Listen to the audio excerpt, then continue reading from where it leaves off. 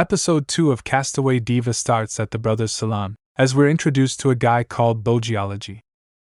He's the hard worker of the house, doing his best to make food for his parents.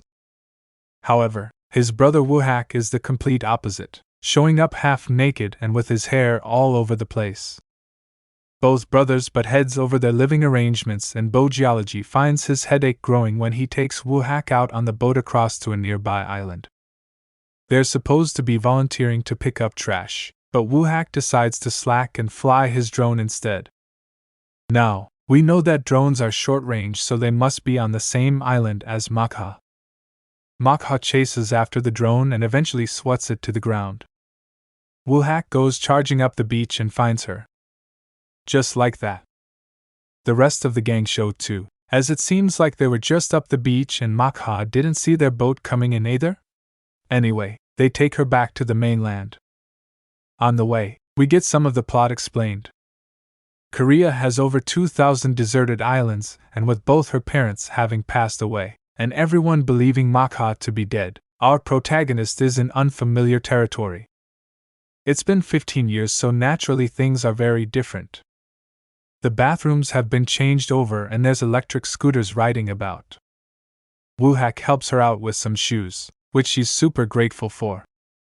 Pilji Island is 55 kilometers away from the mainland, and it wasn't one of the spots that the authorities checked initially.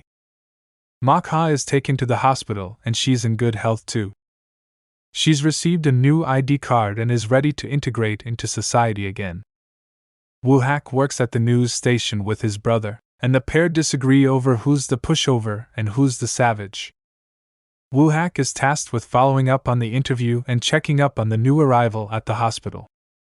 She's getting discharged and will apparently head to her hometown in Chunsam Island. Although she's 31 on the outside, the nurse explains that because of her time away from society, she still has the mannerisms and ideals of a 16-year-old. The most surprising thing for Makha, though, is how advanced phones are. When she last had one, she had a slow flip phone, and in the world of smartphones and super fast internet, this is completely alien to her. Woohak shows and decides to escort her back home. On the way, he leans in, asking big questions about what happened to her and how she came off the boat. On the way, Makha is shocked by a banner advertising Yoon Ranju, who's attending a festival nearby. Woohak realizes the extent of the story stems from her leaving to see an idol and despairs over the story, believing it's embarrassing for him to cover this. Makha overhears and berates him for bad-mouthing Ranju, even going on to call him Mr., despite being the same age. When the ferry departs, Woohak keeps a distance while Makha heads back home.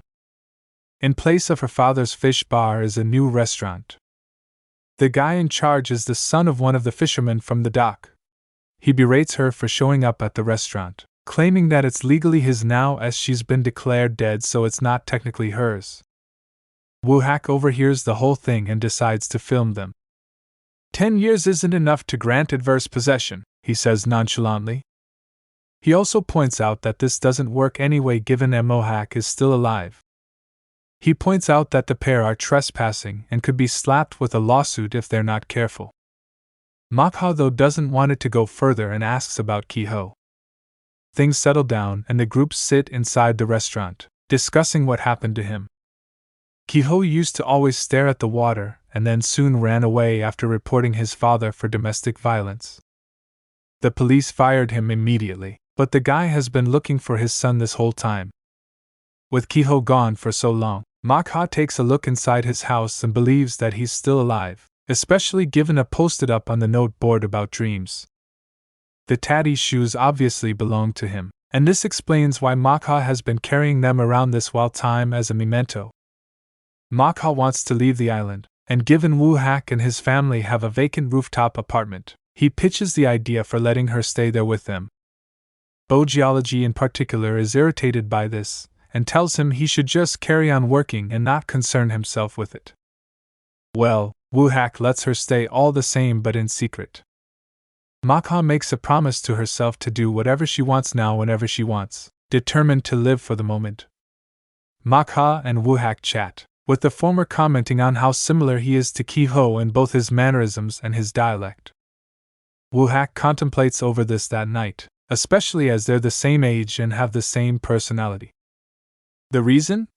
He's got amnesia and lost his memories. Bo-geology listens incredulously and dismisses the claims. Could it really be a case of amnesia? As for Ranju, she's not the same idol she once was.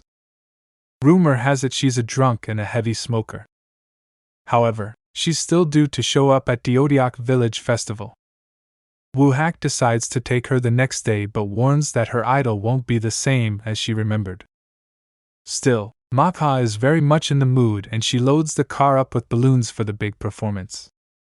When Ranju finally makes it on stage, she's drunk and shocked to see everyone waving the balloons for her. This brings back memories of her heyday where she'd perform in front of thousands of adoring fans.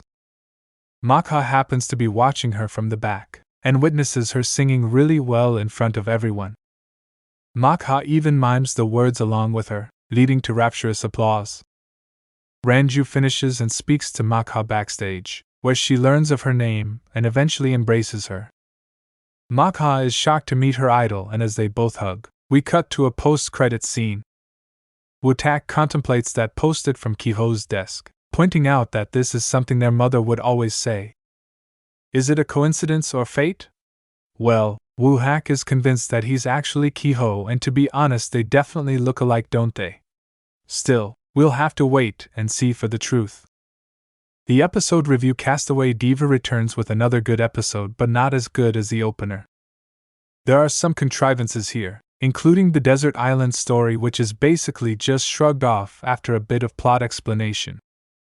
However, it's sufficient enough to suspend disbelief, although a bit more here would be nice. I mean, the taps in the bathroom is a bit silly given there's still been running water all that time, but the electric scooters and smartphones is a nice touch. The whole situation involving Woo-hak/Kiho is intriguing, and hopefully this is a simple solution and they are the same person.